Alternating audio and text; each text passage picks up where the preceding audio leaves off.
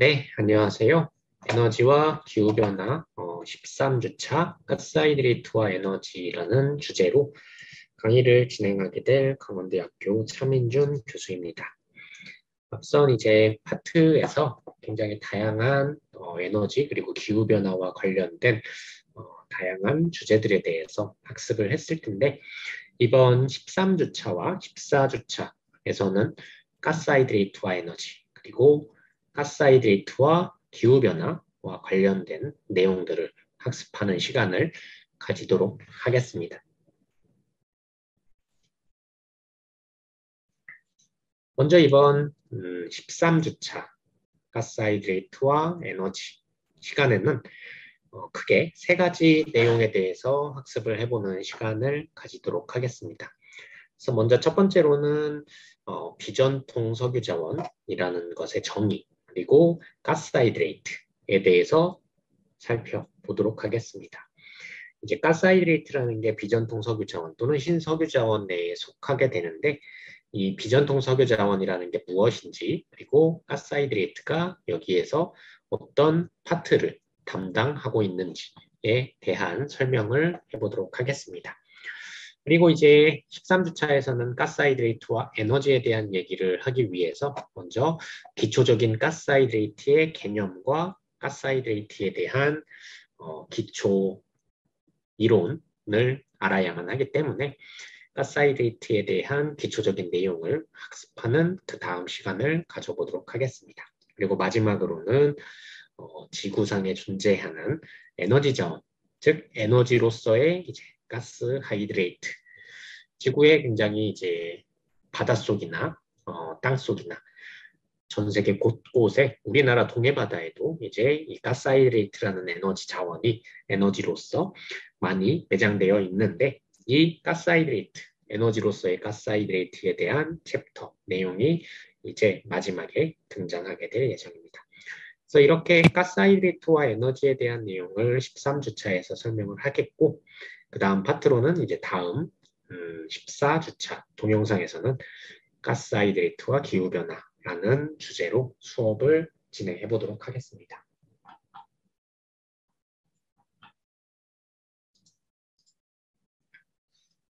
네, 먼저 이제 본격적인 비전통 석유 자원과 가스하이드레이트에 대한 내용을 하기에 앞서서 먼저 에너지라는 것을 우리가 그리고 에너지, 기후변화 이 두 가지 키워드는 항상 같이 맞물려서 작용하는 하나의 키워드다라고 말할 수가 있기 때문에 먼저 에너지 그리고 에너지의 사용에 대한 전 세계적인 동향, 기초적인 백그라운드 내용을 한번 살펴본 뒤에 본 강의를 진행해 보는 시간을 가지도록 할게요. 이제 에너지라는 것은 우리 인간 생활과는 빼놓을 수 없는 관계라고 우리가 말할 수가 있습니다. 우리는 이제 생활하면서 끊임없이 에너지를 사용하고 인생을 살아가면서 에너지라는 것은 또 빼놓을 수 없는 관계라고 말할 수가 있겠죠. 이런 에너지는 굉장히 무수히 많은 종류가 있어요. 우리가 알다시피 뭐 위치 에너지, 운동 에너지, 화학 에너지, 뭐 전자기 에너지, 뭐 태양 에너지 등등등 무수히 많은 종류의 에너지가 존재합니다. 하지만 이런 많은 종류의 에너지 중에서도 우리가 실생활에서는 솔직히 말하면은 보통은 전기라는 형태로 또는 뭐 자동차를 탈 때 가솔린이라는 연료의 형태로 또는 뭐 전기를 이용해서 집안의 난방 같은 아니면 시원하게 에어컨을 쓴다든지 뭐 대부분 우리가 유용한 형태로 전기라는 형태로 에너지를 이용해 오고 있다라고 말할 수가 있을 거예요. 그러면 이런 전기라는 형태의 유용한 에너지를 얻기 위해서는 우리가 많은 에너지 자원을 활용해 왔다라고 말할 수가 있겠습니다. 전 세계적으로 봤을 때 지금 보시는 슬라이드의 왼쪽 그림과 같이 시간의 흐름에 따라서 Y축에 표현되어 있는 전 세계 에너지, 전 세계 에너지 사용량 또는 전 세계 에너지 소모량은 시간의 흐름에 따라서 지속적으로 증가되어 왔다라고 말할 수가 있어요. 우리 인류는 이제 끊임없이 살아가면서 에너지를 사용해오게 되는데 이게 시간의 흐름에 따라서 지속적으로 성장해 왔다, 지속적으로 증가되어 왔다라고 볼 수 있겠습니다. 여기에는 뭐 인류 증가나 경제 발전, 뭐 여러 가지 요소들이 여기에 포함되어 있다라고 말할 수가 있겠죠. 이렇게 그러면 전 세계적으로 시간의 흐름에 따라 에너지 사용량, 에너지 요구량이 증가될 수밖에 없다라는 게 기본적인 트렌드인데, 그러면 이런 에너지라는 것은 보통 우리가 전기를 많이 사용한다라고 했었죠. 앞서 설명했다시피.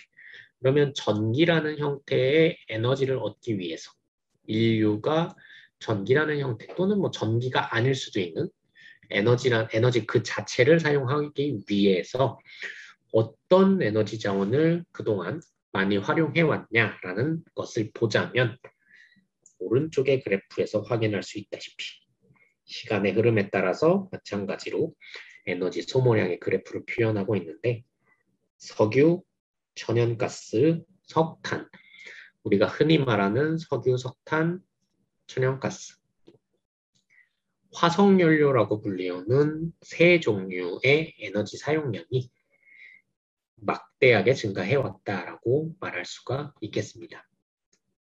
그래서 지금 보시는 슬라이드에 나와 있는 표현과 같이 전 세계적인 에너지 소모량의 증가와 함께 석유, 석탄, 천연가스와 같은 에너지 자원의 소모량도 계속적으로 증가되어 왔다라고 우리가 말을 할 수가 있겠습니다. 물론 이제 이 석탄, 석유, 천연가스는 뭐 여러 가지 기후변화나 환경적인 문제, 환경적인 영향을 일으킬 수 있기 때문에 우리는 뭐 원자력 발전, 신재생에너지와 같은 에너지 문제, 기후변화, 그리고 탄소 중립에 맞춰서 에너지 대응을 하기 위한 부단의 노력을 많이 해오고 있지만 여전히 우리는 화석연료에 대한 의존성이 굉장히 높다라고 말할 수가 있겠습니다.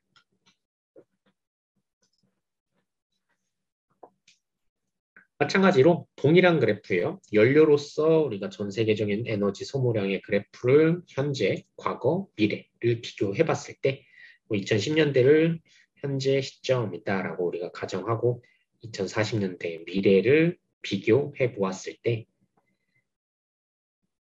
석탄, 석유, 천연가스, 천연가스, 석탄, 석유라고 불리우는 3종 세트 화석연료의 일종이 2010년대, 현재에 가까운 2010년대에는 약 80%, 뭐 다 더하면은 80%가 넘죠. 약 80%. 그런데 2040년대에도 다 더하면 약 80%에 다다를 것이다. 뭐 사실은 78%라고 뭐 예측 수치가 나오기는 하네요. 2013년에 발표한 뭐 과거 자료에 따르면 현재 시점, 뭐 사실 현재는 2020년이니까 좀 바뀌긴 했지만 2013년 발표 자료를 기준으로 설명하자면 2013년 발표 자료를 기준으로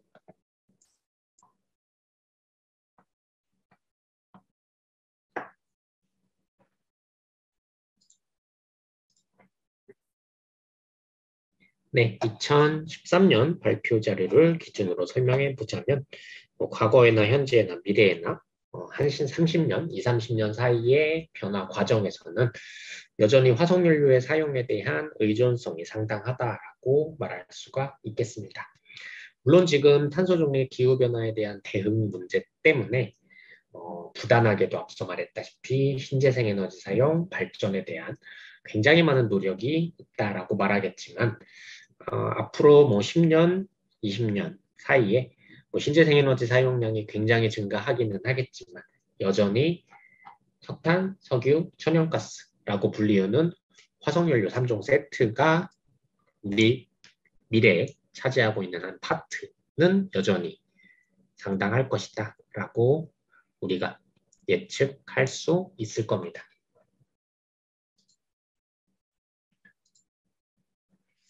그러면 이 시점에서 하나 의문점이 생길 수가 있을 거예요. 우리 인류가 이제 지속적으로 화석연료, 석탄, 석유, 천연가스를 계속 사용해 왔고 지금 이 강의를 듣는 여러분들이 뭐 초등학교 시절, 뭐 한 10년, 15년 전에 이제 화석연료, 석탄, 석유, 천연가스는 앞으로 뭐 몇십 년 후에는 고갈될 것이다. 언젠가는 고갈될 연료다. 또한 화석연료는 만들어지는데 굉장히 오랜 시간이 걸리기 때문에 우리가 앞으로 점차 고갈될 것이고 사용량이 점진적으로 줄어들 수밖에 없을 것이다 라고 말하던 자원의 일종이었어요. 그런데 앞선 페이지에서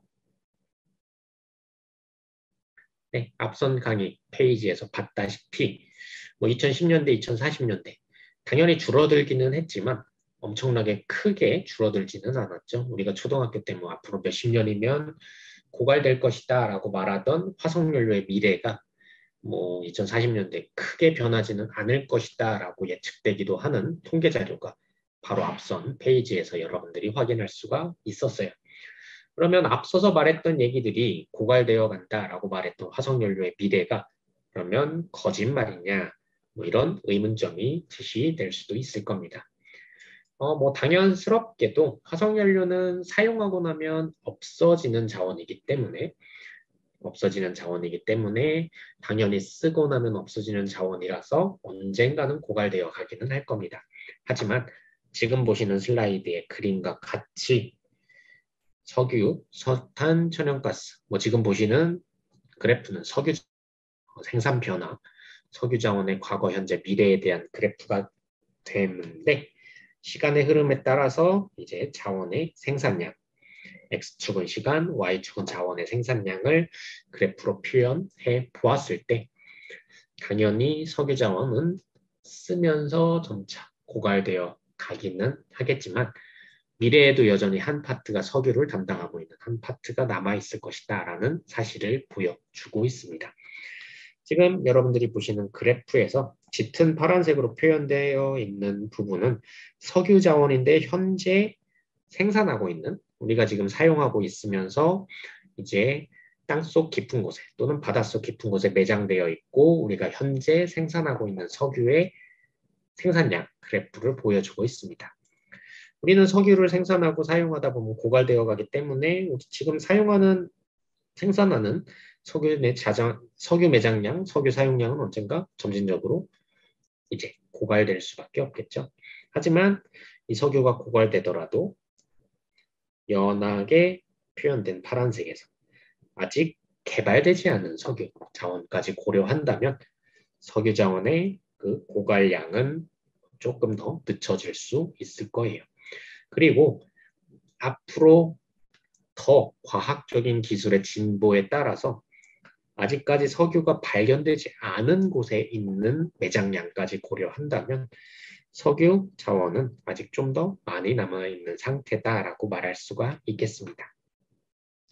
그리고 이번 강의에서 설명할 이제 가스 하이드레이트 또는 이제 가스 하이드레이트가 여기에 속하는 비전통 석유 자원이라고 속하는 비전통 석유 자원에 대한 정의는 이제 다음에 바로 설명하겠지만 비전통 석유 자원 또는 unconventional oil이라고 불리우는 자원까지 생산해내는 걸 고려한다면 우리가 앞서 말했던 이제 석유 자원이 뭐 몇십 년이면 고갈될 것이다라고 말했던 그 미래가 적어도 뭐 2, 30년, 3, 40년, 뭐 4, 50년 정확한 예측은 불가능하겠지만 가까운 미래에 석유가 반드시 없어져서 고갈되어 다른 에너지로 반드시 대체되어야만 할 것이다 라는 사실은 여기서는 또 우리가 예전에 배웠던 뭐 앞으로 석유가 몇십 년 내에 고갈될 것이다 라고 말했던 사실이 또 좀 달라지는 어떤 미래의 결과를 관찰하실 수가 있게 됩니다. 석유의 그 고갈 속도는 우리 예측과는 다르게 조금 더 먼 미래까지 있을 수 있다라고 말할 수가 있을 거예요. 그래서 지금 우리가 살고 있는 2020년, 앞으로 그리고 20, 30년 뒤인 2050년 시점까지 아마도 석유나 천연가스는 뭐 고갈되지는 않을 겁니다. 물론 사용량은 기후변화, 탄소중립, 뭐 환경에 대한 영향 때문에 당연히 조금씩 줄어들 거예요. 뭐 사용량의 환경에 대한 악영향 때문에 이제 우리 인류가 살아가는 지구라는 존재 자체를 조금 더 보존하고 이제 우리가 미래에 넘겨주기 위해서 이제 이 석유 자원을 사용하는 양은 조금씩 줄여 나가겠지만 신재생 에너지로 이제 100% 넘어가기 전 단계에서는 석유 자원이 한 파트를 담당하게 될 것이다 라고 말할 수가 있겠습니다. 그리고 그런 미래의 신재생 에너지로의 완벽한 전환을 이제 넘어가는 시점에서 우리가 이 비전통 석유 자원 또는 뭐 가스 하이드레이트라는 에너지 자원이 그런 한 파트를 담당할 수도 있는 어떤 하나의 후보군이다라고 말할 수가 있겠죠. 그래서 13주차에서는 이 비전통 석유 자원 그리고 가스 하이드레이트의 에너지라는 관점에서 우리가 한번 학습을 해볼 예정입니다.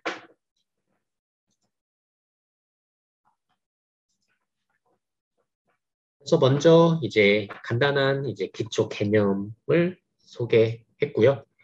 이제 그 다음으로는 비전통 석유 자원에 대한 개념을 먼저 소개해 보도록 하겠습니다.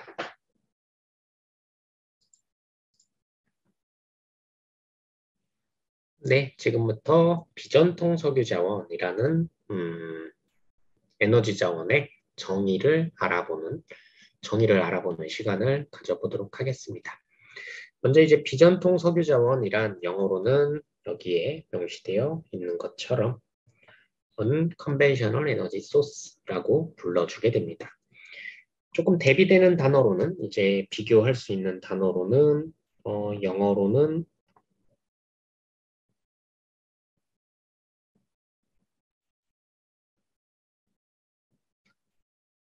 컨벤셔널 에너지 소스라고 불리우는 자원과 비교가 될 수 있어요. 그리고 컨벤셔널 에너지 소스는 우리가 그냥 보통 전통 석유 자원이다라고 불러주게 됩니다. 전통 석유 자원. 언컨벤셔널은 비전통, 그러니까 전통이 아닌 뭐 새로운 어떤 자원을 뜻하는 전통 에너지 자원의 어떤 반대말이다. 뭐 반대말이라기보다는 좀 대비되는 어떤 새로운 자원이다라고 설명할 수 있는 에너지라고 말할 수가 있겠습니다. 또는 비전통 석유 자원이라는 어감이 조금 또 어색할 수 있기 때문에 뭐 같은 흔히 사용되는 단어의 일종으로서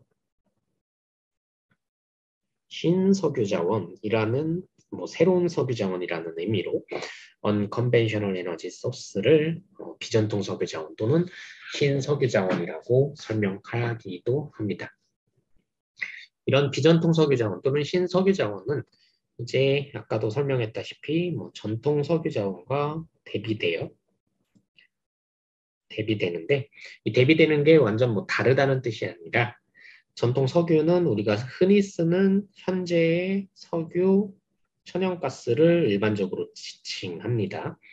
현재 사용하고 있는 석유나 천연가스를 일반적으로 지칭하는 것이 바로 전통 석유 자원에 해당하겠고 비전통 석유 자원 또는 신석유 자원은 기존에 사용하던 석유와 천연가스와 뭐 유사한 자원이긴 해요. 뭐 석유의 형태를 가지고 있거나 천연가스의 형태를 가지고 있는 그 형태는 뭐 유사한데 그 형태라고 말하면 조금 어색할 수 있겠고 석유나 천연가스의 그 자체는 그대로인데 그 매장되어 있는 형태가 기존의 에너지와는 좀 다른 형태를 가지고 있는 특성을 나타내고 있습니다. 그래서 비전통 에너지 자원이 가지는 특성, 여기 여러분들 살펴보시면 기존의 이제 석유나 천연가스와 유사한 어떤 모습을 보이면서도 아주 극단적으로 다른 형태를 가지고 있는 그 형태는 여기 보시면 very low flow rate due to low permeability, geological complexity, or high fluid viscosity. 기존의 석유, 천연가스, 전통 석유 자원에 비해서 신석유 자원 또는 비전통 석유 자원이 가지는 특성은 내장되어 있는 저류층, 레저버의 어떤 특성이 보통 다른 경우를 지칭하는데 그 다른 이유는 굉장히 낮은 위치 투과도 그리고 지질학적인 어떤 복잡성 또한 굉장히 높은 어떤 유체의 점도 때문에 매장되어 있는 가스나 석유 자원의 유동 속도가 엄청나게 느린 경우를 보여주는 특성을 나타내게 됩니다. 그래서 여러분들이 그냥 극단적으로 비교를 하면 기존의 석유나 천연가스는 뭐 예를 들어 그림으로 간단히 표현하자면 이렇게 어떤 암석층 밑에 잔뜩 가스의 형태로 그리고 오일의 형태로 잔뜩 고여있는 어떤 형태를 나타낸다면 그리고 여기에 드릴링을 통해서 구멍을 뚫어서 구멍을 통해서 석유나 천연가스를 상대적으로 손쉽게 생산해 냈다면 전통 석유 자원은 그런데 비전통 석유 자원은 굉장히 높은 점도 지질학적으로 굉장히 복잡한 어떤 거동 그리고 낮은 유체 투과도로 인한 어떤 굉장히 까다로운 형태 때문에 전체적으로 생산 속도, 생산할 수 있는 그 생산 속도 자체가 굉장히 느린 유동 속도를 가지게 됩니다. 그럼에 따라서 비전통 석유 자원은 생산하는 게 극단적으로 상대적으로 전통 석유 자원에 비해서는 굉장히 까다로운 경우를 나타내는 경우가 대부분이에요. 그렇기 때문에 우리가 지금 뭐 경제적으로 석유를 생산하는 또는 천연가스를 생산하는 과정에서 기존에 쓰고 있던 전통 석유 자원을 생산하는 것에 비해서 상대적으로 단가가 많이 들고 뭐 기술적으로 좀 더 개발이 필요한 부분도 있을 거고 생산하기 위한 어려움 때문에 생산 단가가 또는 기술이 굉장히 고가의 어떤 자원이다라고 우리가 말할 수가 있는 그거에 해당하는 자원이 보통 비전통 석유 자원이다라고 말할 수가 있겠습니다. 그래서 비전통 석유 자원과 전통 석유 자원을 비교해주는 어떤 상징적인 그림이 오른쪽 하단에 비전통 석유 자원과 전통 석유 자원을 대비시켜주는 어떤 하나의 그림이 오른쪽에 나타나 있는 피라미드 그림이다라고 말할 수가 있겠습니다. 전통 석유, 전통 천연가스, 전통 석유 자원에 해당하는 건 피라미드의 좀 상단 부분에 위치하게 돼요. 그리고 비전통 석유 자원, 뭐 여러 가지가 있지만 우리는 가스하이드레이트에 대해서 뭐 이번 강의에서는 좀 본격적으로 알아보겠지만 뭐 가스하이드레이트 외에도 많이 들어봤을 법한 단어로는 뭐 셰일 가스 그리고 셰일 오일 그리고 뭐 예를 들어 석탄층 메탄가스 그리고 여러 가지 또 있어요.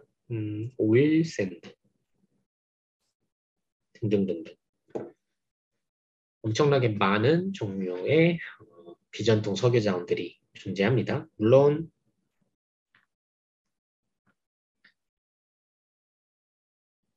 이 중에서 우리는 이 중에서 이제 가스하이드레이트에 집중해서 설명을 할 거지만 뭐 이런 다양한 자원들이 존재하고 이어서 설명을 하자면 피라미드의 좀 상단 부분에 위치하는 게 전통 석유 자원 그리고 피라미드의 이 하단 부분에 위치해 있는 게 비전통 석유 자원의 어떤 특징을 보여준다라고 말할 수가 있겠습니다. 그리고 이 피라미드로 쌓여 있는 이 형태는 여러분들이 쉽게 이해하시려면 뭐 오락실에서 이제 인형 뽑기 게임이라고 생각해 볼게요. 인형 뽑기 게임이 이렇게 피라미드처럼 인형이 잔뜩 쌓여 있다고 여러분들이 연상해 보시면 인형 뽑기 놀이를 하는데 요 위쪽에 놓여 있는 인형은 좀 쉽게 가져갈 수 있겠죠. 인형 요 위쪽에서 인형 뽑기를 한다면 이 피라미드 상단 부분에 위치해 있는 건 상대적으로 굉장히 쉽게 꺼내갈 수 있을 겁니다. 하지만 여기에 밑에 쪽에 있는 인형은 좀 더 깊숙이 들어와서 꺼내가야 되는 어떤 좀 더 뭔가 기술적인 면모가 필요한 형태를 보여주고 있겠죠. 뭐 조금 비유를 하자면 인형 뽑기 게임으로 비교를 했는데 전통 석유는 이런 피라미드 다이아그램에 상단 부분에 그리고 비전통 석유 자원은 피라미드의 하단 부분에 위치해서 상대적으로 꺼내기 쉬운, 생산하기 쉬운 또는 기술적으로 충분히 개발된 자원들이 전통 석유 자원이다라고 말할 수가 있겠습니다. 하지만 쌓여있는 그 양이 좀 적죠. 그래서 지금 여기 보시면 스몰 볼륨 이지 투 디벨롭 상대적으로 굉장히 양이 좀 적은 반면에 생산하기 쉬운 어떤 에너지 자원이다라고 말할 수가 있겠고 피라미드 아래에 위치해 있는 이 비전통 석유 자원은 라지 볼륨, difficult to develop 상대적으로 매장량, 그 양이 우리가 쓰고 있는 현재의 석유 천연가스에 비해서 상당히 많은 반면에 생산하기 위한 기술이 상대적으로 조금 까다로운 경우 이런 경우를 비전통 석유 자원이다라고 지칭하게 됩니다. 그래서 이렇게 아래로 내려갈수록 비전통 석유 자원으로 내려갈수록 기술을 더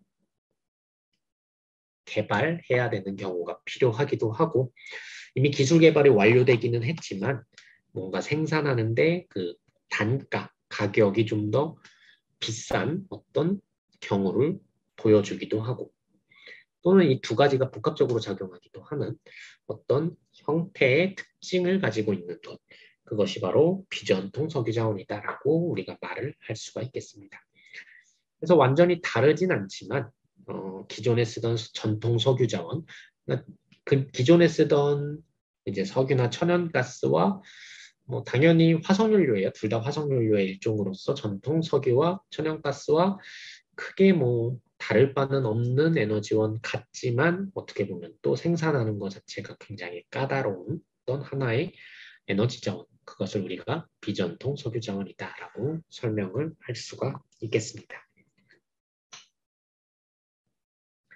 네, 그래서 여기까지 첫 번째 13주차 가스하이드레이트와 에너지에 대한 강의의 첫 번째 파트가 진행이 됐고 이제 다음 동영상에서 가스하이드레이트가 무엇인지 가스하이드레이트의 기초에 대한 강의를 진행해 보도록 하겠습니다.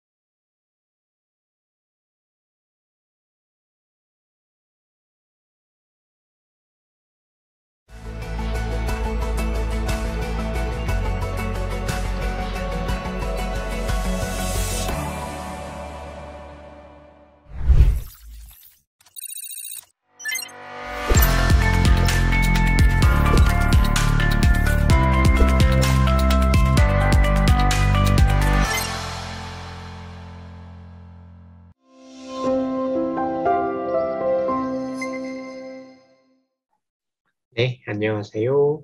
에너지와 기후변화 13주차 이제 가스하이드레이트와 에너지 두 번째 강의를 시작하도록 하겠습니다. 이번 동영상에서는 이제 가스하이드레이트 기초에 대한 수업을 진행해 보도록 하겠습니다. 여기서는 이제 가스하이드레이트의 정의와 가스하이드레이트라는 게 어떻게 만들어지는지 그리고 가스하이드레이트를 구성이 무엇으로 이루어지는지 간단한 이제 가스하이드레이트에 대한 기초 개념을 소개해주는 시간을 가져보도록 하겠습니다. 그래서 먼저 이제 하이드레이트라는 게 뭔지, 가스하이드레이트라는 게 무엇인지를 정의 내려보도록 할게요. 이제 가스하이드레이트란 보통 일반적으로는 물과 가스가 이루어져서 구성되는 어떤 물질을 말하는데 그냥 이게 만들어지지는 않습니다. 물과 가스가 높은 압력과 낮은 온도, 그러니까 차갑고 높은 압력의 조건이 주어졌을 때 구성되는 어떤 물질을 말해요. 그렇게 되면 물들이 수소결합을 통해서 오른쪽에서 보시는 그림과 같은 축구공 같은 우리가 이러한 구조체를 케이지 또는 우리말로는 동공이라고 불러주게 되는데 케이지라고 불리우는 동공이라고 불리우는 아주 독특한 구조가 형성되고 물의 수소 결합을 통해서 동공 구조가 형성되고 이때 이 안에 이 내부에 가스 분자가 포집되는 가스 분자가 이 안에 들어가는 형태를 이루게 되고 이런 구조체가 이제 오른쪽 하단에 나타난 것처럼 3차원적으로 규칙적으로 배열이 되어서 만들어지는 어떤 결정성 화합물을 가스 하이드레이트다라고 우리가 불러주게 됩니다.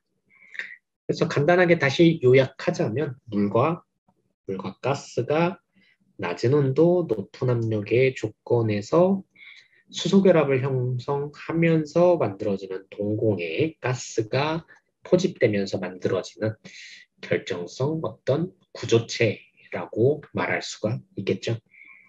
이때 이 가스하이드레이트를 구성하는 대부분, 이 구조체의 대부분은 물로 이루어져 있어요. 약 80% 이상. 가스하이드레이트의 구조체의 대부분은 물로 구성되어 있고 80%, 85% 가깝게 물로 구성되어 있기 때문에 쉽게 우리가 이 하이드레이트라는 물질을 보게 될 경우에는 얼음이랑 굉장히 유사한 형태를 띠고 있습니다. 얼음이랑 굉장히 비슷해 보이는 어떤 모습을 나타내게 돼요. 이게 가스하이드레이트의 대표적인 모습이 되겠습니다. 얼음이랑 아주 유사한 물질에 해당하게 되는데 얼음처럼 보이지만 여기 내부에 들어가는 요 가스가 예를 들어 CH4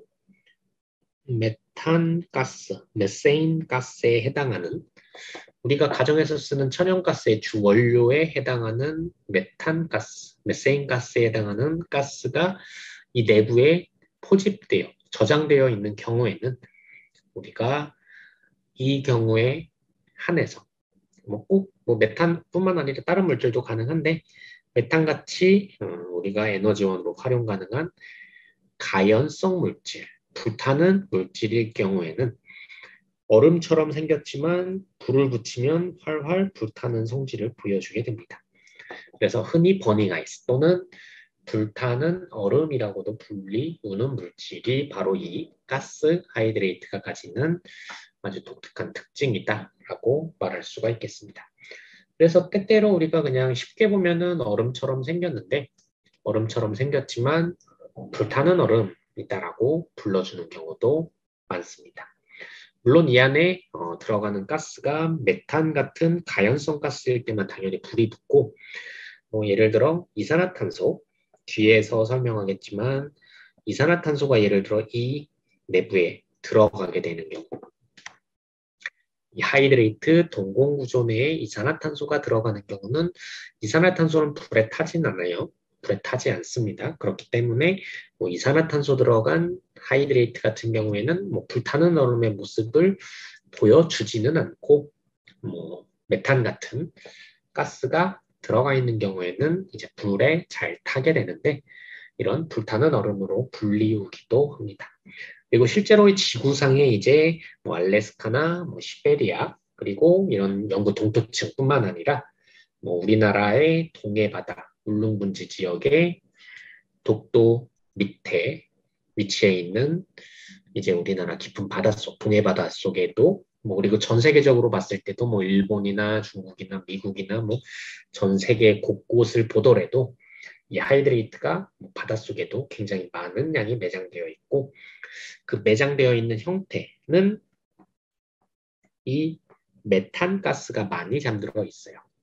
이 메탄가스는 아까도 말했다시피 우리가 가정에서 쓰는 천연가스의 주 원료 물질이기 때문에 이 가스하이드레이트도 이제 우리가 지금 쓰고 있는 천연가스를 이제 대체할 수 있는 어떤 하나의 에너지 자원이다라고 말할 수가 있겠죠.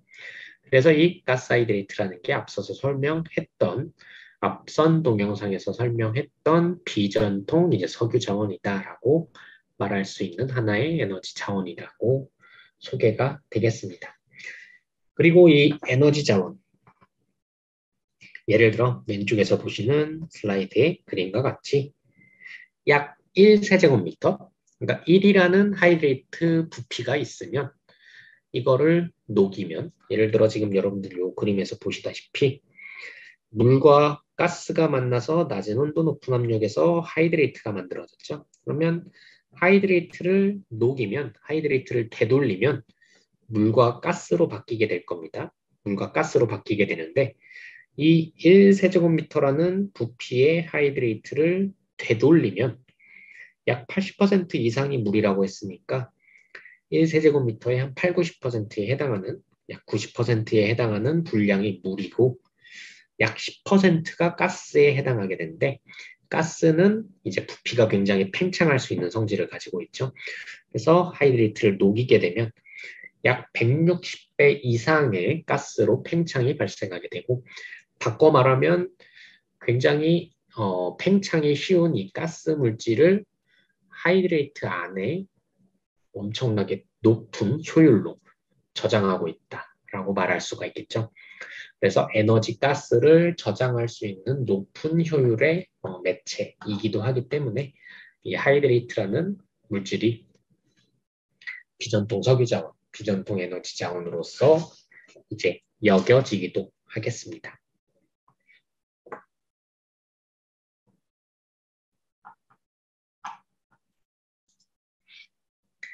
하이드레이트는 앞서도 설명했다시피 하이드레이트를 구성하는 그 주요 구성 물질은 우리가 흔히 마시는 물이에요. 화학식 기호로는 H2O라는 기호를 가지고 있고 지금 보시는 왼쪽의 그림과 같은 일반적인 화학적 구조 형태를 나타내고 있습니다. 산소 분자 하나를 둘러싸고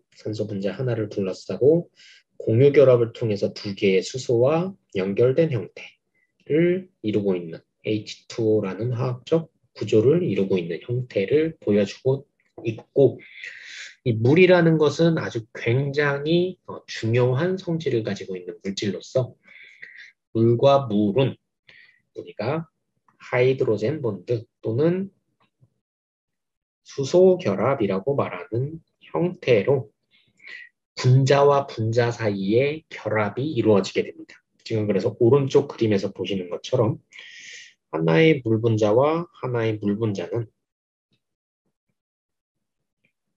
산소와 수소가 이어지는 형태로 수소 결합이 구성될 수가 있게 됩니다.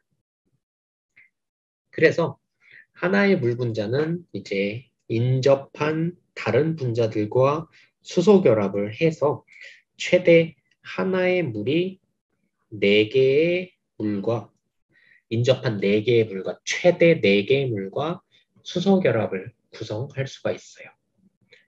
인접한 2개의 다른 물 분자 그리고 다른 2개의 추가적인 물 분자 합해서 4개의 물 분자와 수소 결합을 이룰 수가 있게 됩니다.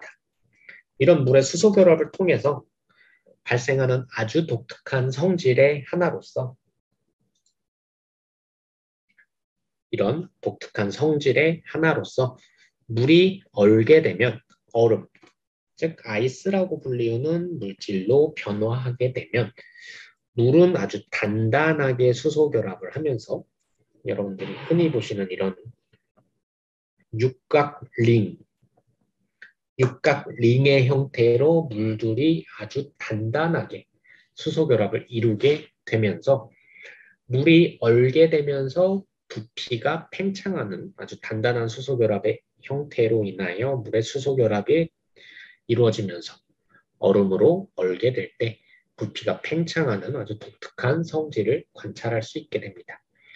하지만 이제 얼음이 다시 예를 들어 1기압이라고 한다면 0도씨의 조건에서 이제 얼음은 물로 되고 물은 얼음으로 바뀌게 될 텐데 이제 얼음이 물로 바뀌게 될 때는 이제 수소 결합이 다시 약해지게 되면서 물과 물 사이에 수소 결합이 아주 단단했던 수소 결합이 좀 약해지면서 상대적으로 약한 수소 결합을 이루면서 깨지기도 하고 다시 수소 결합을 구성하기도 하고 그래서 수소 결합이 끊임없이 깨지면서 다시 재형성되는 형태를 이루면서 물은 이제 물로서 흘러갈 수 있는 어떤 성질을 가지고 있는 형태를 이루게 된다라고 말할 수가 있겠죠. 여기서 물과 수소결합에 대한 얘기가 왜 나왔냐 하면은 앞서서도 말했다시피 하이드레이트는 이제 물과 수소결합으로 특히 물의 수소결합으로 약 80%를 차지하는 이상의 분량이 물에 의해서 구성되기 때문에 물의 성질, 수소결합의 성질에 대한 이해가 하이드레이트의 기초에 대한 내용을 받아들이는데 굉장히 중요하다라고 말할 수가 있겠습니다. 그래서 이제 물이 얼음처럼 수소결합을 이루면서 이렇게 육각 링을 구성하게 되겠죠. 수소결합을 단단하게 구성하면서.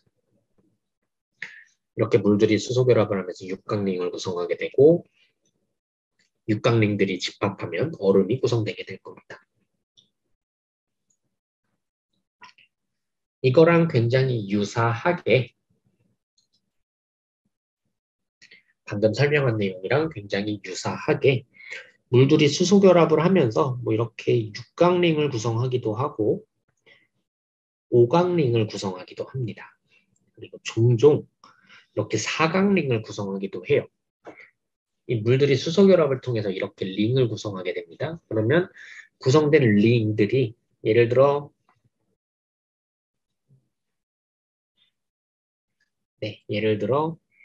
이런 오각링이 12개 모이게 되면 오각링이 12개 모이게 되면 12면체로 이루어져 있는 어떤 축구공 같은 동공이 구성되게 됩니다. 그러한 동공 구조가 지금 여러분들이 보시는 요 왼쪽 상단에 나와 있는 그림이다라고 말할 수가 있겠죠. 그래서 하이드레이트를 구성하는 가장 기본 단위를 우리가 kg 또는 동공이라고 불러주게 되는데 이 동공은 물들이 수소 결합을 하면서 뭐 아까도 설명했던 오각링, 육각링 또는 아주 때때로 사각링이 구성되는 이런 링들의 결합. 예를 들어 오각링이 12개, 육각링이 2개, 오각링이 12개, 육각링이 4개 등등등. 이들이 오각링이 12개, 뭐 육각링이 뭐 2개냐, 4개냐 이런 조합이 어떻게 구성되느냐에 따라서 지금 보시는 아주 기본 단위체인 동공, 케이지라고 불리우는 구조체가 형성이 되게 됩니다. 그러면 이제 이 안쪽에 빈 공간이 생기죠. 이 생긴 이 빈 공간에 가스가 저장되는 형태가 바로 가스하이드레이트의 가장 기본 단위체 구조체가 만들어지는 형태가 되겠죠.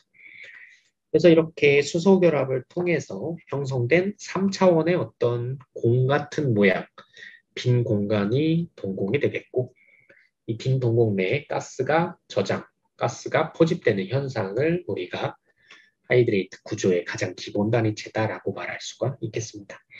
그리고 얘들이 이제 어떻게 조합되느냐에 따라서 얘들이 규칙적으로 조합돼요. 예를 들어 지금 표시한 얘네 2개가 왼쪽 2개, 그러니까 12면체와 14면체가 뭐 예를 들어 이렇게 왼쪽 그림과 같이 조합이 이루어지면 뭐 이런 구조체를 뭐 예를 들어 구조 1 하이드레이트라고 불러주게 됩니다.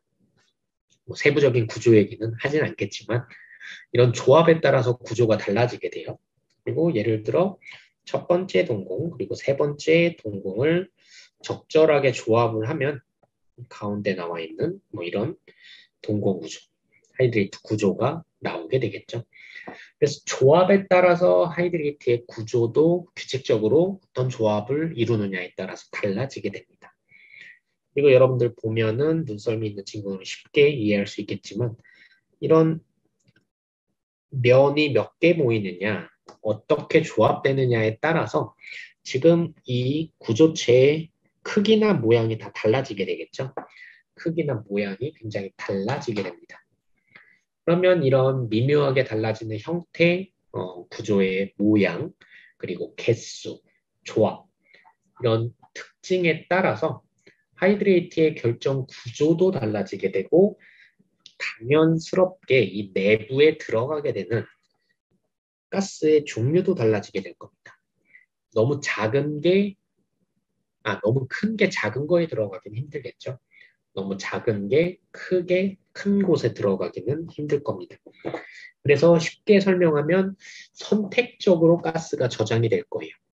작은 데는 작은 거, 큰 거엔 큰 거. 물론 너무 쉽게 얘기한 거기 때문에 여기엔 뭐 일반적인 설명과는 좀 어려운, 좀 더 현실적으로는 더 고려해야 될, 생각해야 될 부분도 존재하지만 아주 쉽게 설명하자면 선택적으로 이제 동공구조 내에 가스가 포집된다라고 우리가 말할 수가 있겠습니다. 그렇기 때문에 우리가 이제 가스 분자, 이 안에 들어가는 가스를 객체라고 또는 영어로는 게스트라고 불러주게 돼요. 객체 분자라고 불러주게 됩니다. 그리고 이 하이드레이트 구조는 가스를 이제 게스트를 받아들일 수 있는 구조이기 때문에 흔히 호스트다 또는 우리말로는 주체라고 불러주기도 합니다. 그래서 하이드레이트는 호스트와 게스트로 구성된 하나의 물질이에요. 우리말로는 주체와 객체. 어떤 물이 수소결합을 통해서 이제 동공을 구성한 게 어떻게 보면 호스트가 되겠죠. 뭐 예를 들어 호텔이라고 설명한다면 이 안에 투숙객을 우리가 게스트라고 불러주게 될 텐데 이제 여기에 게스트, 가스 분자들이 객체 분자가 게스트로서 호텔에 묵게 되는 어떤 구조체다라고 말할 수가 있게 됩니다. 그래서 앞서서도 설명했다시피 4인 가족, 3인 가족, 뭐 가족의 명수에 따라서 호텔 방의 크기도 달라져야 되듯이 이제 이 방의 크기가 다 달라지죠. 물의 수소결합을 통해서 구성된 객체 분자의 크기가 굉장히 제각각 다 다르기 때문에 이 안에 들어가는 객체 분자의 크기가 굉장히 하이드레이트의 구조에 큰 영향을 미치게 됩니다. 그래서 우리가 크기에 따라서 하이드레이트 구조가 굉장히 달라지게 되더라라는 아주 기초적인 특성도 알아볼 수가 있겠죠. 그래서 우리가 구조에 대한 심도 있는 얘기는 진행하진 않겠지만 예를 들어 분자 크기가 작아서 커짐에 따라서 작은 분자에서 큰 분자로 바뀜에 따라서 분자의 크기가 달라지기 때문에 하이드레이트의 구조도 적절한 이제 분자 크기에 맞는 형태로 바뀌게 된다라고 말할 수가 있을 거예요. 그래서 분자 크기, 객체 분자, 가스 분자의 크기와 하이드레이트의 구조는 동공의 형태와 모양, 개수, 조합에 영향을 줄 거기 때문에 하이드레이트 구조 또한 달라지게 되더라. 이렇게 이해를 하시면 되겠습니다. 그러면 이제는 하이드레이트가 어떻게 만들어지는지를 간단하게 한번 알아보도록 할게요. 하이드레이트가 이제 생성되는 것, 보통 영어로는 이제 하이드레이트 포메이션이다라고 표현을 할 텐데, 하이드레이트를 어떻게 만드느냐는 물과 가스가 일단 있어야 된다라고 말했죠. 그리고 여기에 낮은 온도, 높은 압력의 조건이 필요하다라고 말을 했습니다. 이게 일단 필요 조건이에요. 물과 가스가 필요하고 낮은 온도, 높은 압력이 필요하게 됩니다. 일단 물은 본인들끼리 끊임없이 수소 결합을 하게 될 거예요. 예를 들어 왼쪽 그림처럼 물은 끊임없이 자기들끼리 수소 결합을 하면서 여러분들 지금 보시는 것처럼 뭐 사각링, 육각링, 뭐 칠각링, 사각링, 오각링 끊임없이 수소 결합을 하면서 이제 수소 결합이 깨지고 반복되고 깨지고 반복되고 이런 링을 이루는 수소 결합의 형태가 무수히 반복되게 됩니다. 물의 수소 결합이. 그리고 이런 물의 수소 결합을 통해서 반드시 가스가 내부에 수소 결합을 통해서 구성된 동공 구조 내에 포집이 되어야만 하이드레이트가 이제 만들어질 수가 있을 거예요. 그래서 하이드레이트의 생성은 물의 끊임없는 수소 결합 링 구성뿐만 아니라 이런 형태를 통한 가스의 포집, 구조체의 형성을 통한 가스의 포집을 기본으로 설명할 수가 있겠습니다.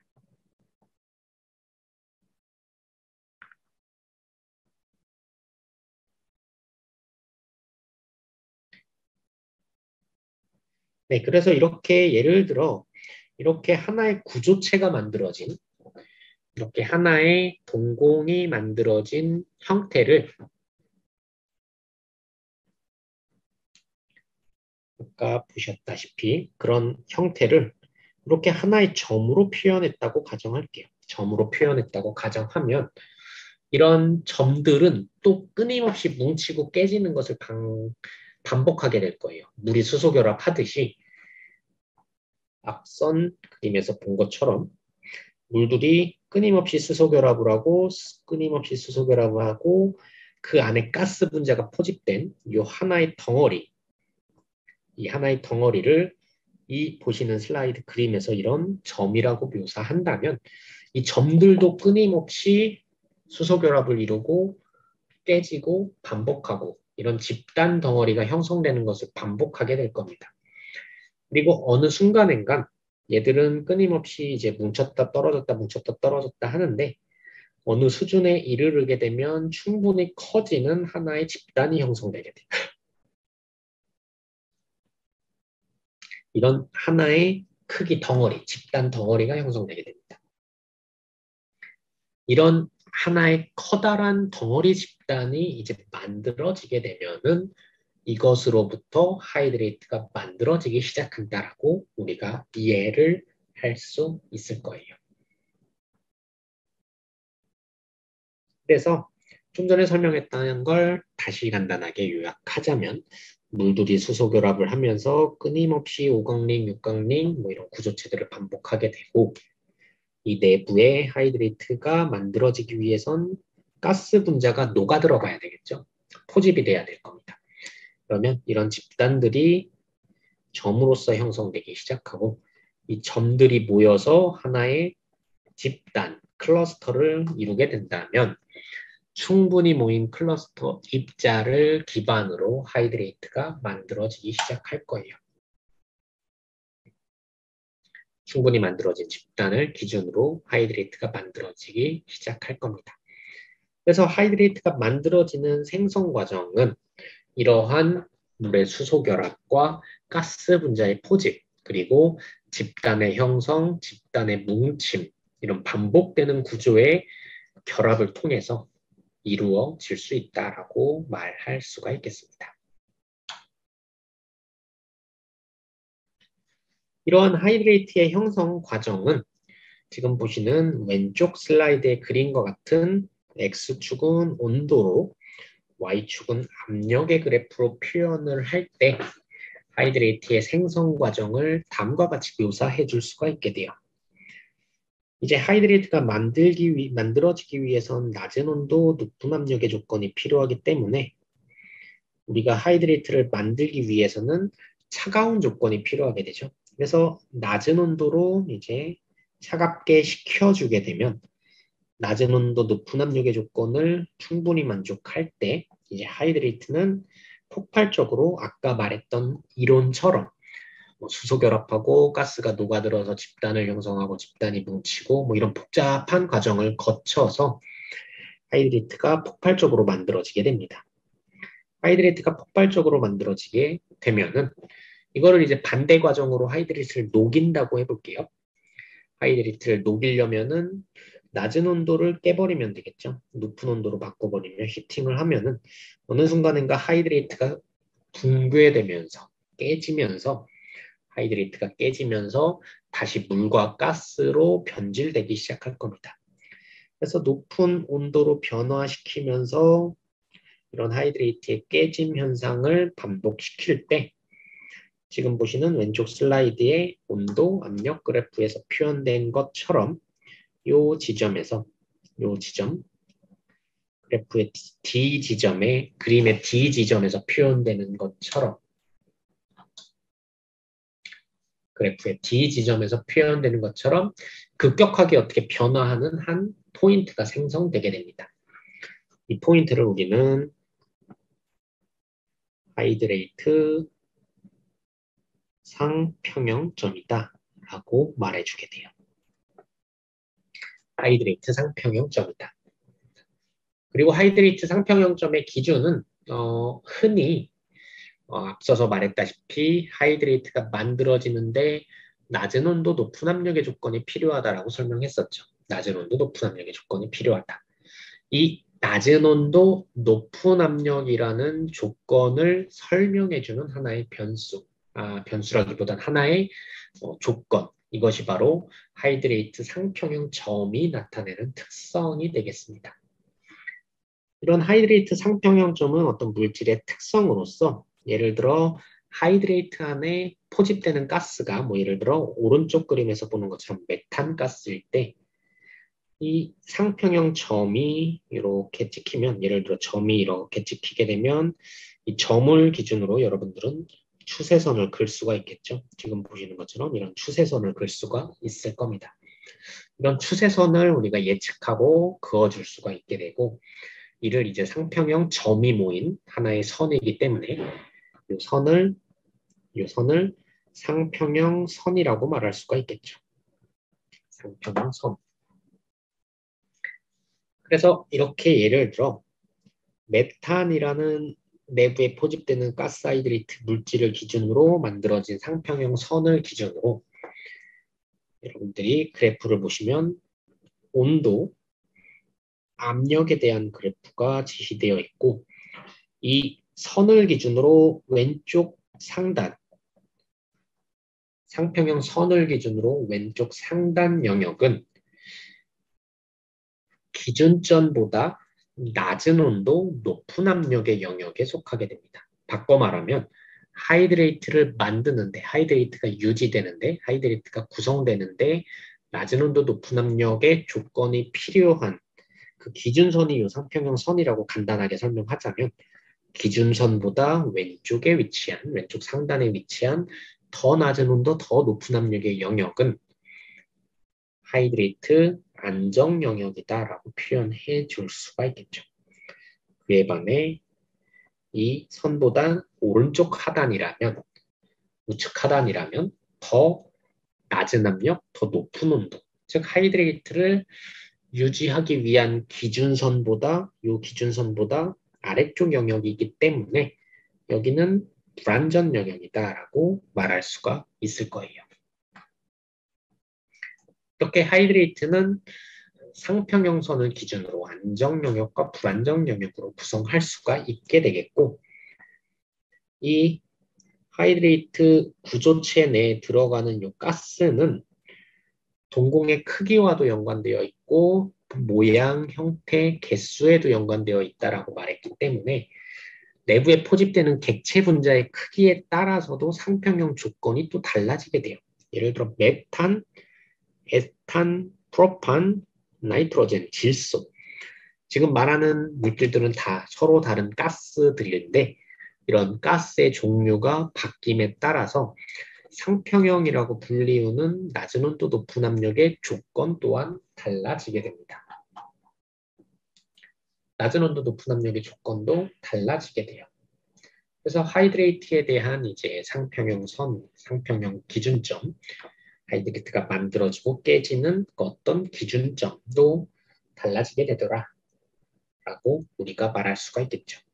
하이드레이트가 이제 만들어졌으면 하이드레이트가 녹는 디소시에이션, 해리 과정은 우리가 이렇게 설명할 수가 있을 겁니다.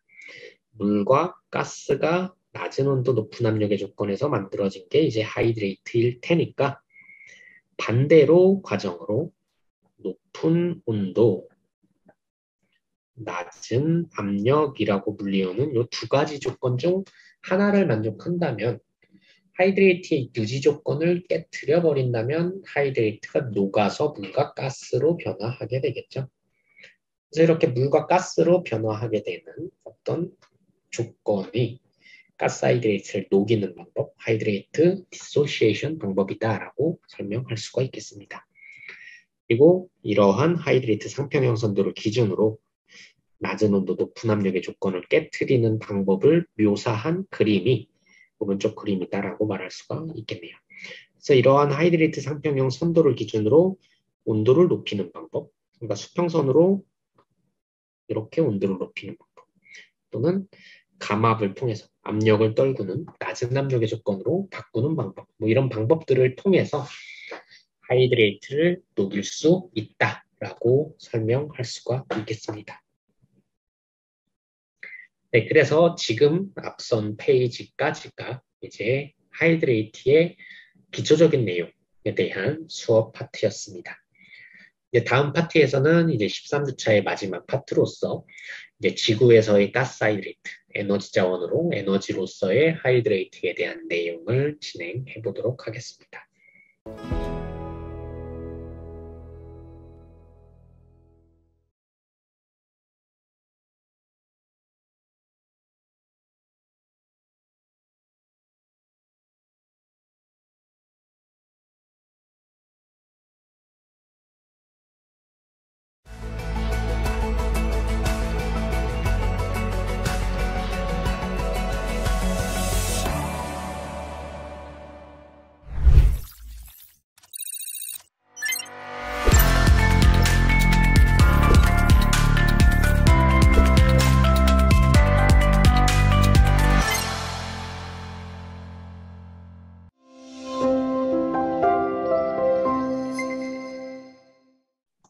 네, 13주차 가스하이드레이트와 에너지 세 번째 동영상 수업을 진행하도록 하겠습니다. 이번 세 번째 동영상 수업에서는 이제 지구에서의 가스하이드레이트와 에너지에 대한 에너지 자원으로서의 하이드레이트에 대한 얘기를 진행하겠고, 이제 자연계 지구상에서 이제 가스하이드레이트가 어떤 식으로 매장되어 있는지, 그리고 특성은 어떤지, 어떤 원리로 생성됐는지, 그리고 마지막으로 우리는 이 에너지 자원으로서의 가스하이드레이트를 그러면 어떻게 이용할 수 있는지, 생산하기 위한 기법은 뭔지, 이제 가스하이드레이트라는 게 비전통 에너지 자원이라고 했는데 생산이 왜 까다로운지, 생산 기법에는 어떤 것들이 있는지 같은 얘기들을 이번 동영상 수업에서 진행해 보도록 하겠습니다. 먼저 지금 보시는 슬라이드의 두 사진은 실제 자연에서 이제 채취된, 바닷속에서 채취된 하이드레이트 실제 모습이다라고 말할 수가 있겠네요. 그래서 우리가 뭐 누누이 얘기했지만 물과 가스로 하이드레이트가 만들어지기 때문에 하이드레이트의 기초적인 특성은 얼음과 유사해요. 그래서 여러분들 뭐 보시는 슬라이드에 요 사이사이 하얀색으로 보시는 뭐 슬러시 같이 생긴 요 구조체들이 얼음 하이드레이트 물질이 되겠고, 당연히 지구상에서 존재하는 거기 때문에 뭐 퇴적층 내 뭐 점토나 샌드 퇴적층에 같이 포함되어 있기 때문에 뭐 같이 이런 모습을 구경할 수 있다라고 말할 수가 있겠습니다. 이런 하이드레이트는 지구상에 굉장히 많다라고 간단하게 말할 수가 있어요. 무수히 많은 양, 굉장히 많은 양의 하이드레이트가 지구에 곳곳에 매장되어 있다라고 알려져 있습니다. 그리고 지금 보시는 지도는 하나의 연구 결과로서 전 세계 지도를 놓고 봤을 때 심해저에 이제 바닷속에 전 세계적으로 어디에 하이드레이트가 있을 것이냐라고 예상되는 지점을 표현한 그림이 되겠습니다. 그래서 조금 짙은 이런 식으로 표현한 대륙의 연안이죠. 대륙의 연안. 그리고 뭐 우리나라로 따지면 우리나라의 동쪽 지역, 뭐 일본도, 중국도 있고, 뭐 인도도 있고.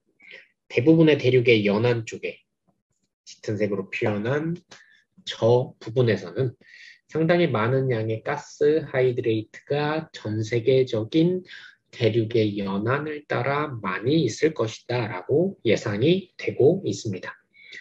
물론 이제 심해저의 바닷속을 실제로 우리가 눈으로 확인할 수 있는 게 쉽지가 않기 때문에 뭐 과학적인 탐사 기법, 물리 탐사라든지 탄성파 탐사, 뭐 비저항 탐사, 뭐 이런 여러 가지 물리 탐사 기법을 활용해서 하이드레이트가 어디 있을 것인지를 유추한 뒤에 실제로 이제 드릴링을 통해서 시추를 통해서 실물을 얻어내겠죠. 그래서 이러한 지금 보신 요 사진 같은 이런 실물을 바닷속에서 이제 끄집어 올려야 돼요. 쉽게 얘기하면. 그리고 우리나라 경우에도 동해바다 한 2,000m 깊이에 있는 심해저 땅 속의 깊은 곳에 있는 하이드레이트의 실물을 이제 채취했다라고 말할 수가 있겠죠.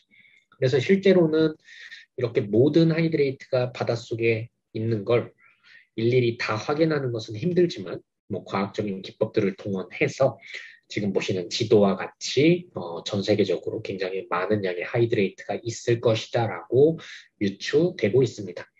그리고 이 유추되는 양은 학자마다 다르기는 하지만 왼쪽 하단에 나와 있는 도표와 같이 하이드레이트 안에 들어있는 전체 가스의 양이 뭐 단위는 생략하고 약 3,000이라고 한다면 석탄, 석유, 천연가스, 우리가 흔히 말하는 화석연료 3종 세트, 지금 사용하고 있는 대표적인 세 가지죠. 석탄, 석유, 천연가스라고 불리우는 지금 현재 상업적으로 생산하고 있는 사용량에 비해서 적어도 한 3, 4배, 한 3배 정도는 많을 것이다 라고 유추가 되고 있습니다. 물론 이것은 학자마다 의견이 다르고 앞서서도 말했다시피 전 세계적으로 봤을 때 대륙의 연안에 많이 있을 것이다 라고 유추되지 모든 양을 우리가 추산하는 것은 불가능하기 때문에 이제 하이드레이트 안에 들어있는 가스의 양, 에너지의 양이 정확히 얼마다라고 말하는 것은 사실 정확한 양을 발표하는 것은 좀 불가능하다라고 말할 수가 있어요. 하지만 많다라고 정말 간추려서 요약할 수는 있겠죠. 많다. 그리고 그 많은 정도를 간접적으로 비교하자면 기존의 화석연료, 석탄석유, 천연가스 양보다는 많을 것이다 라고 말할 수가 있겠습니다. 그리고 앞서도 말했다시피 뭐 우리나라 동해바다에도 울릉분지 지역에 실물이 이제 육안으로 채취돼서 이제 성공한 바도 있고 뭐 우리나라 근처는 중국, 인도, 뭐 일본 같은 국가에도 꽤나 많은 양이 있다라고 말할 수가 있겠습니다. 그래서 모든 양을 육안으로 확인하는 게 불가능하기 때문에 1960년대 최초로 이제 시베리아 지역에서 하이드레이트가 지구에도 있다라는 게 발견됐는데 자연계에 있다. 그때부터 이제 전 세계적인 많은 연구 결과 이제 학자들마다 추정치가 조금씩 달라졌지만 뭐 공통적으로는 굉장히 많을 것이다라고 많이 알려져 있는 상태다라고 우리가 말할 수가 있겠네요. 그래서 앞서 설명했다시피 이제 하이드레이트는 비전통 에너지 자원, 굉장히 양은 풍부한 반면에 생산하기는 조금 까다로운 자원이다라고 말할 수가 있겠죠. 그 특성은 이제 비전통 에너지 자원의 특징이 지질학적인 복잡성 또는 높은 점도 또는 낮은 유체 투과도. 이제 하이드레이트는 물과 가스로 만들어지는데 사실 여기서 요 가스가 에너지원이에요. 요게 에너지고 물은 사실 그냥 하이드레이트를 구성하는 어떤 하나의 물질이죠. 물론 물은 우리가 이용함에 따라서 뭐 마실 수도 있고 공업적으로 사용할 수도 있고 뭐 그런 다양한 사용 예제가 있겠지만 에너지원으로 쓰는 건 사실 가스에 해당하게 됩니다.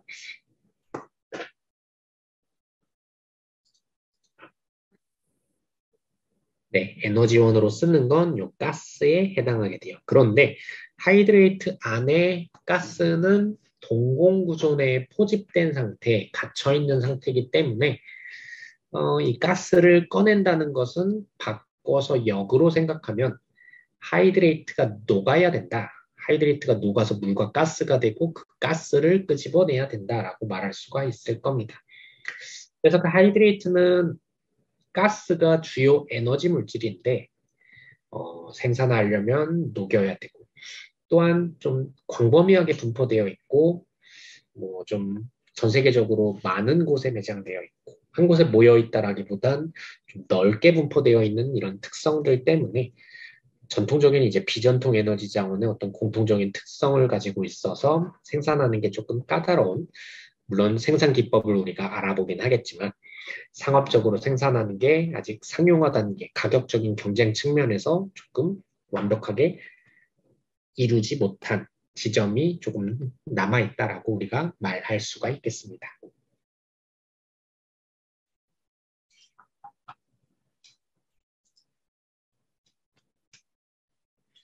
그래서 이제 이러한 지구상에 굉장히 많은 양의 하이드레이트가 있다라고 알려져 있는데, 그러면 자연에서 그러면 하이드레이트가 어떻게 만들어졌는지, 우리가 이제 에너지원으로서 그 가치에 대한 하이드레이트의 이해를 하기 위해선 하이드레이트가 어떻게 생성됐는지, 만들어졌는지, 자연에서는 어떤 원리에 의해서 만들어졌는지를 알아봐야 될 필요성이 존재할 겁니다.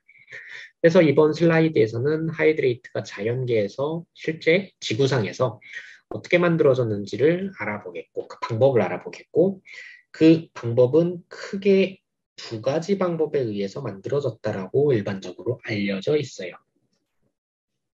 첫 번째는 어떤 생물학적인 과정에 의해서 만들어진 경우를 뜻하게 됩니다. 여기에는 미생물들이 메탄 가스를 생산함으로써, 좀 더 복잡하게 말하면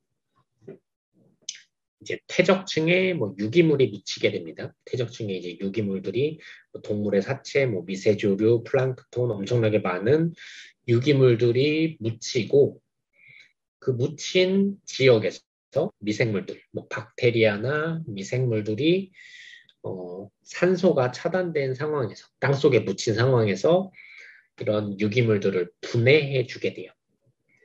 그래서 이런 미생물에 의해서 분해된 결과물이 바로 메탄가스가 만들어지게 됩니다.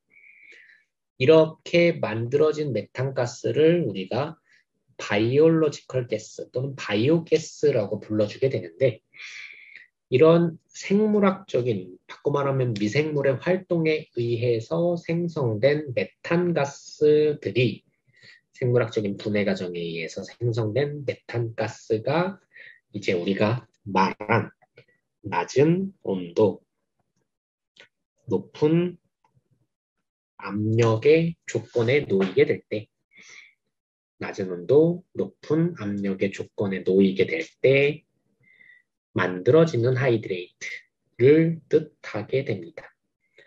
그래서 생물학적인 과정, 바이오제닉 프로세스라고 불러주게 되는 어떤 미생물과 같은, 박테리아 같은 생물학적인 어떤 생성 과정에 의해서 메탄가스가 만들어지고, 그 만들어진 메탄가스로 하이드레이트가 구성된 경우, 그것을 생물학적인 하이드레이트 만들어진 과정, 바이오제닉 하이드레이트라고 우리가 불러주게 됩니다.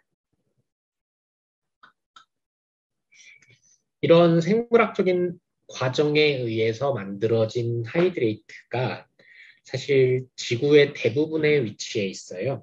그래서 이런 미생물 활동에 의해서 만들어진 메탄, 그리고 이런 생물학적인 가스가 메탄에 의해서 구현됐고, 이렇게 만들어진 하이드레이트, 구조에 대한 얘기는 우리가 자세히 하지 않았는데, 스트럭처 1, 구조 1 하이드레이트라는 형태를 보통 띠게 된다라고 요약할 수가 있겠습니다. 그리고 앞서서도 간단히 말했다시피 지구상에 존재하는 대부분의 하이드레이트가 이 바이오제닉, 생물학적인 과정에 의한 생적 기원에 의한 하이드레이트에 속하게 됩니다. 우리나라에 발견된, 이제 동해바다에서 발견된, 울릉분지 지역에서 발견된 하이드레이트도 이 생적 기원에 의한, 생물학적 기원에 의한 하이드레이트라고 설명할 수가 있게 돼요. 그런데 이제 자연계에서 발견되는 형태가 그림으로 좀 간단하게 묘사를 하면은 이렇게 좀 오버해서 표현하면 동물의 사체나 미생 플랑크톤 같은 게 이렇게 땅에 묻혔다고 가정할게요. 땅에 묻혔다고 가정하고 여기 이제 퇴적층이 쌓였습니다. 그러면 눈에 보이지 않을 수준으로 작은 이제 미생물들이 얘네를 이용해서 먹이 삼아서 분해, 생물학적인 과정이 벌어지게 됩니다. 그러면 얘들이 생물학적 활동의 결과물로서 메탄가스를 배출해내게 돼요. 좀, 좀 쉽게 표현하기 위해서 그냥 이렇게 그림으로 표현해봤습니다. 생물학적으로 이렇게 미생물들이 유기물을 분해해서 메탄가스를 생성하게 됩니다. 그러면 이 안쪽은 바닷속이고 굉장히 깊은 공간이기 때문에 낮은 온도, 높은 압력의 조건을 만족하는 어떤 영역에 해당하게 돼요. 그럼으로써 여기서 얘들이 바로 이제 만들어진 메탄가스들이 하이드레이트가 만들어지는 경우가 좀 일반적으로 많아 보입니다. 그러면 이렇게 형성된 하이드레이트는 굉장히 좀 뜨문뜨문, 군데군데 널리, 넓게 분포되어 있는 특성을 보이고 있어요. 뜨문뜨문 넓게 여기저기 많은 지역에 이런 생물학적 기원에 의한 하이드레이트는 좀 쉽게 오버해서 표현하자면 다음과 같은 그림의 형태로 표현을 해줄 수 있게 됩니다. 그래서 굉장히 넓게 분포되어 있고 뜨문뜨문 분포되어 있기 때문에 이걸 자원을 이제 회수하는 게 에너지 자원으로서 회수하는 것 자체가 상대적으로 집약적으로 생산하는 게 좀 까다로운 형태를 보여주게 되겠죠. 생산하는 게 좀 까다로운 형태를 나타내고 있습니다. 이런 생물학적인 기원에 의한 하이드레이트 외에는 열적 기원 또는 열화학적인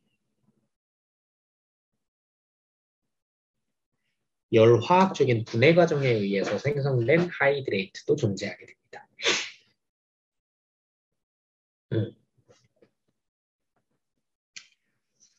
이제 생성 기원이 생물학적 기원과는 다르게 서머제닉에서는 앞서서와 유사하게 미세조류나 플랑크톤이 퇴적층에 모여요. 그리고 높은 온도와 높은 압력의 변형 과정을 거치고 분해 과정을 거쳐서 여러분들이 알 수 있는 단어 케로젠이라고 불리는 어떤 성분이 형성되고 계속 높은 온도, 높은 압력의 변형 과정을 거치게 되면 석유나 천연가스가 만들어지게 됩니다. 그래서 오일이나 천연가스가 만들어지는 어떤 퇴적층이 존재할 때 그림으로 표현하면 미세 플랑크톤 같은 게 퇴적층이 존재하고 퇴적층 아래쪽에서 이제 미세 플랑크톤이나 미세 조류 같은 게 잔뜩 묻혀서 여기에서 이제 높은 온도 그리고 높은 압력, 높은 온도와 높은 압력의 열화학적인 과정을 거쳐서 얘네가 분해됩니다. 미세 플랑크톤이나 미세 조류들이 분해가 이루어져요. 그러면 얘네가 아주 오랜 변형 과정을 거치게 되면 얘네가 이렇게 석유나 천연가스로 만들어지게 돼요. 석유나 천연가스가 만들어지게 됩니다. 석유나 천연가스가 만들어지게 되면 이 물질들이 이제 위쪽으로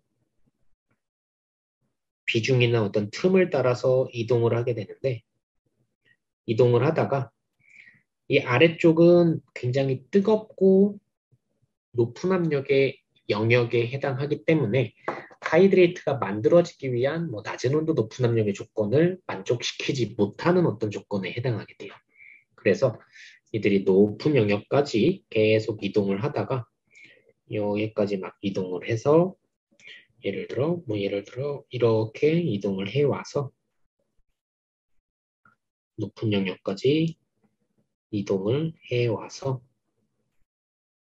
낮은 온도, 높은 압력의 영역에 도달하게 되면 이 위쪽에서 하이드레이트가 덩어리진 채로 형성되기도 합니다. 그래서 천연가스나 오일이 생성되고 높은 온도, 높은 압력의 그 변형 과정 때문에 만들어지지 못한 영역을 통과해서 위쪽으로 이동을 해와서 위쪽 영역에서 상대적으로 훨씬 위쪽 영역에서 위쪽 퇴적층에서 발견되는 이런 하이드레이트의 특성이 열적 기원, 열화학적으로 만들어진 하이드레이트의 특성이다라고 우리가 말할 수가 있을 거예요. 그래서 이러한 형태는 앞선 하이드레이트와는 비교하면 좀 얘들의 오일의 이동이 좀 천연가스 이동이 조금 상대적으로 빠르기 때문에 앞선 하이드레이트보다는 좀 덩어리진 채로 하이드레이트가 만들어지는 경향이 좀 있습니다. 뭐 항상 그런 건 아니지만 이른바 좀 더 덩어리진 매시브한 하이드레이트 형태가 일반적으로 많이 발견되기도 해요. 다만 이런 석유나 천연가스가 만들어지는 원리 과정에서 형성된 하이드레이트이기 때문에 지구상에서 아주 몇몇 지역에서만, 뭐 아주 몇몇은 아니고 그냥 지구상에서 몇몇 곳곳의 지역에서만 발견되는 하이드레이트의 특성에 해당하게 돼요. 그래서 이 열적 기원에 의한 하이드레이트는 석유나 천연가스가 포함되어 있는 지층의 어떤 영역에서 하이드레이트가 만들어지게 되고, 구조 얘기는 우리가 하지 않았지만 구조 2나 구조 H, 보통 석유나 천연가스가 만들어지는 과정에서 세 번째 줄에 나와 있는 것처럼 상당히 많은 양의 에탄, 프로판, 부탄, 펜탄 등등등 상당히 많은 함유량의 탄화수소를 포함하고 있기 때문에 앞서서 설명했던 이 생적 기원, 생물학적 기원에서는 메탄만 만들어졌던 그 가스에 비해서 상당히 더 큰 성분들로 포함하는 더 큰 분자들도 포집되는 어떤 하이드레이트 구조를 보여주게 됩니다. 그 결과 이제 구조 1뿐만 아니라 구조 2나 구조 H도 발견되게 되겠죠. 그리고 그 결과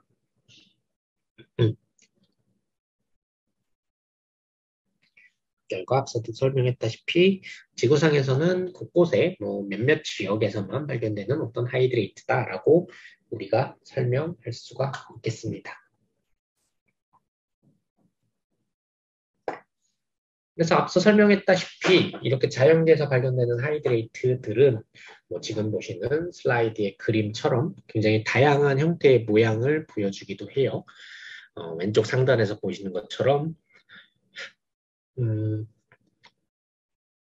퇴적층에 이제 촘촘하게 하얀 알갱이가 박혀 있는 것처럼 보이는 형태도 있고, 오른쪽 상단이나 왼쪽 하단 그림처럼 층층이 나눠져 있거나 덩어리진 형태 등으로 만들어져 있는 자연계에서의 실제 하이드레이트 다양한 모습을 우리가 관찰하실 수가 있겠습니다.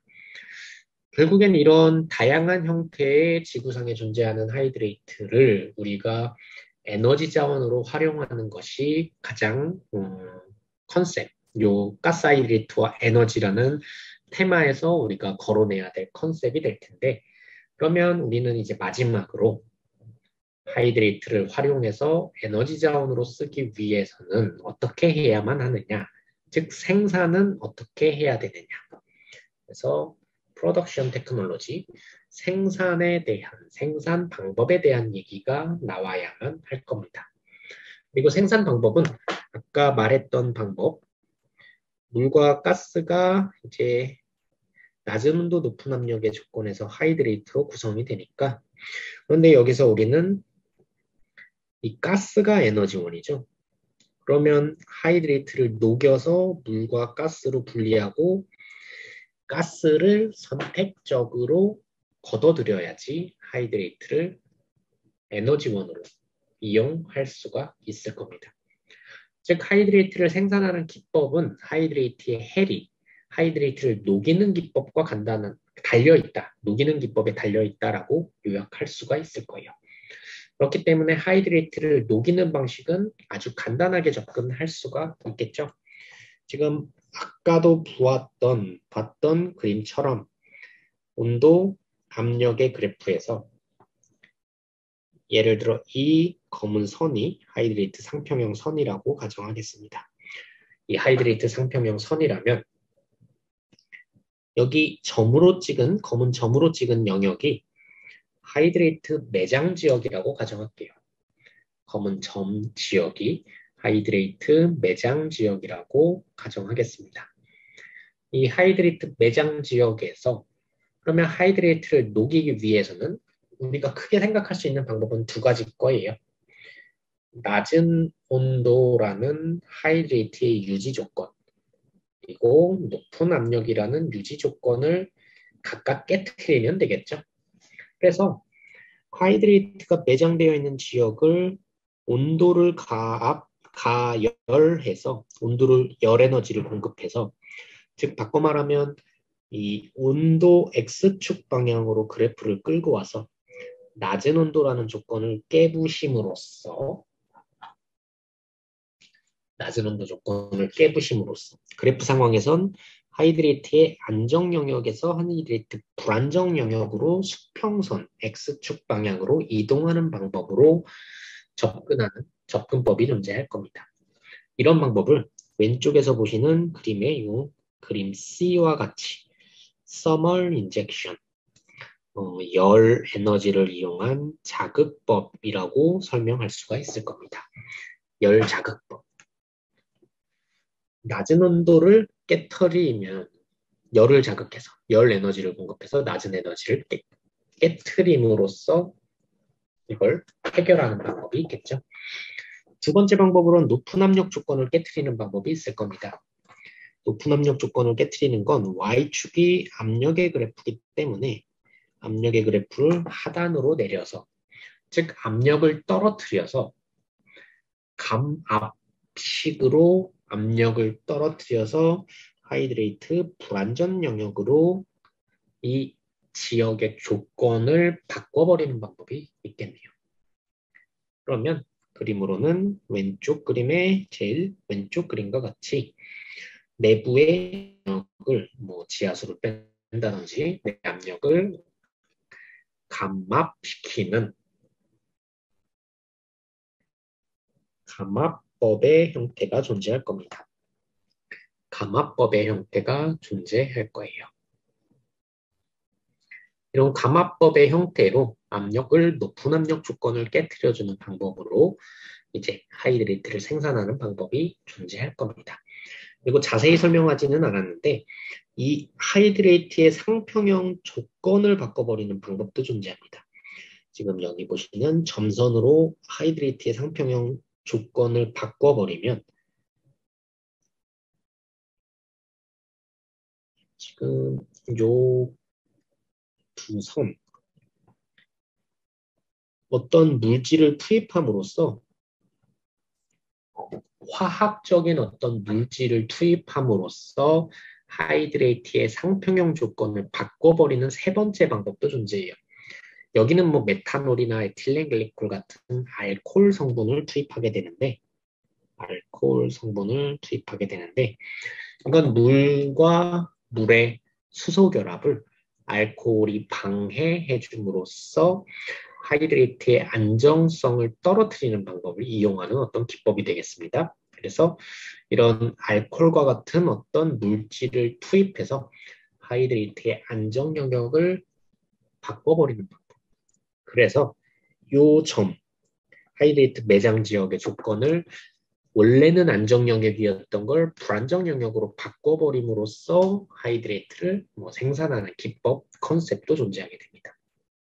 그런 컨셉이 이 세 번째, 왼쪽 그림의 두 번째 가운데에 해당하는 이니비터 인젝션, 직역하면은 억제제 주입.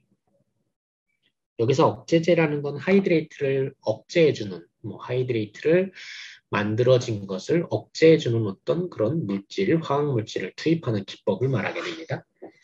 이런 세 가지 방법, 열을 자극하고 압력을 떨어뜨리고 화학물질을 투입해서 상평형 조건을 바꾸는 방법. 이렇게 세 가지 방법을 이용하면 하이드레이트를 녹여서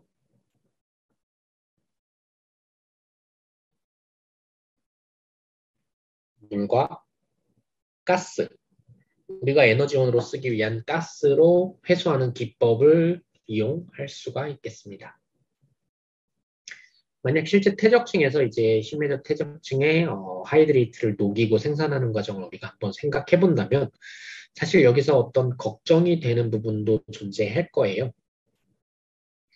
하이드레이트가 원래 차지하고 있던 예를 들어 뭐 이 지하 공간에 여기 하이드레이트가 있었는데 하이드레이트를 녹여서 물과 가스로 분리하고 가스만 빼낸다.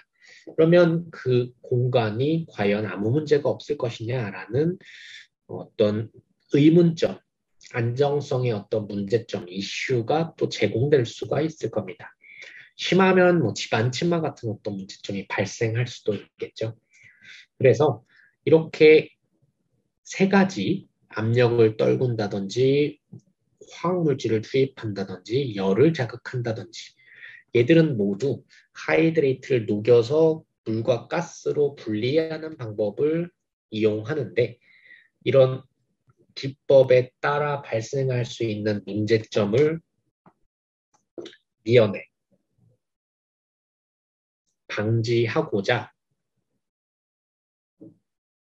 대체 기술로서 제시되는 어떤 기술이 존재합니다. 대체 기술로서 제시되는 기법이 존재하고 그 기법이 바로 메탄 가스, 에너지원만 가스만 회수하고 하이드레이트는 유지하는 어떤 방법이라고 말할 수가 있겠고 그 기법의 일종은 온실가스의 대표 물질인 이산화탄소를 왼쪽에서 주입 그리고 오른쪽에서 우리가 에너지원으로 얻기 위한 메탄가스를 오른쪽에서 회수하는 기법. 즉 이산화탄소를 심해 퇴적층에 넣어서 이산화탄소가 그림처럼 아래쪽에 나와 있는 그림처럼 메탄가스를 밀어내고 온실가스를 저감하고 에너지원을 회수한다는 이 두 가지 효과를 기대하는 방법을 이용하기도 합니다. 이산화탄소와 메탄에 이제 서로 바뀐다는 기법이죠. 그래서 치환 또는 맞교환 기법이라는 기법이 존재하고 네 번째로 제시되는 이 기법은 하이드레이트는 그대로 유지한 채 에너지원만 회수하고 온실가스를 저감한다는 컨셉에서 제공되고 있는 하나의 새로운 기법이다라고 말할 수가 있겠네요. 그리고 이 기법을 좀 더 세부적으로 살펴보자면 하이드레이트 동공 내에 포집되어 있는 메탄가스들을 이제 이산화탄소가 파란색이 이산화탄소, 빨간색이 메탄가스가 되는데 이 이산화탄소가 메탄을 밀어내고 에너지원만 회수하는 이 컨셉을 활용하는 기법이다라고 우리가 설명할 수가 있겠습니다. 그래서 이렇게 크게 네 가지 기법에 의해서 지구상에 존재하는 자연에 존재하는 하이드레이트로부터 에너지원을 회수하는 게 가능하다라고 말할 수가 있겠습니다. 그리고 이러한 네 가지 기법을 이용해서 하이드레이트 생산이 2000년대 초반부터 현재 이르기까지 시험 생산이 많이 여기저기서 시도되어 왔습니다. 뭐 캐나다나 미국, 중국이나 일본과 같은 국가들을 토대로 앞서 설명했던 열자극법, 감압법, 그리고 방금 소개한 치환 맞교환 기법 이런 현장 적용 가능한 이런 기법들을 동원해서 하이드레이트에 대한 생산 방법을 많이 적용해 보았어요. 현재에도 이런 하이드레이트를 생산하기 위한 많은 연구가 진행되고 있습니다. 다만 아직까지 이제 이 에너지 자원, 비전통 에너지 자원으로서의 에너지로서의 이 하이드레이트를 생산하기 위한 상용화 단계까지는 아직 이르지 못했다라고 말할 수가 있겠네요. 시험 생산 측면에서 이제 기술 개발에 어느 정도 많은 도달이 이루어진 시점이기는 하지만 앞서 설명했다시피 비용적인 측면이나 또한 여러 가지 부대적인 위험 요소, 여러 가지 이슈 요소들 측면에서 아직 석유나 천연가스를 생산하는 단가까지 못 미치는 그러니까 상용화 단계에 이르지 못한 아직 하이드레이트에 대한 얘기가 이 13장 마지막 파트 에너지원으로서의 하이드레이트에 대한 얘기의 마지막 파트라고 말할 수가 있겠습니다. 네, 그래서 여기까지가 13장 가스 하이드레이트와 에너지에 대한 주제로 이루어진 강의였습니다. 그래서 이제 13장에서는 에너지 자원으로서의 가스 하이드레이트 기초까지 수업이 이루어졌고요. 다음 챕터인 14장에서는 가스 하이드레이트와 추가적인 에너지에 대한 응용 얘기도 진행할 건데, 가스 하이드레이트와 환경, 그리고 가스 하이드레이트와 기후변화 사이의 어떤 연관성들에 대해서도 한번 좀 더 심층적으로 응용 범위에 대한 내용들을 알아보는 시간을 가지도록 하겠습니다. 13주차 그리고 앞으로 진행될 14주차에 대한 강의에서 혹시라도 질문 사항이 있는 경우에는 네, 지금 쓴 minjun.cha@강원.ac.kr 이 이메일로 질문 내용이 있을 경우엔 남겨주시면 질문에 답변하는 시간을 가지도록 하겠습니다. 네, 그러면 이걸로 13주차 강의를 마무리하도록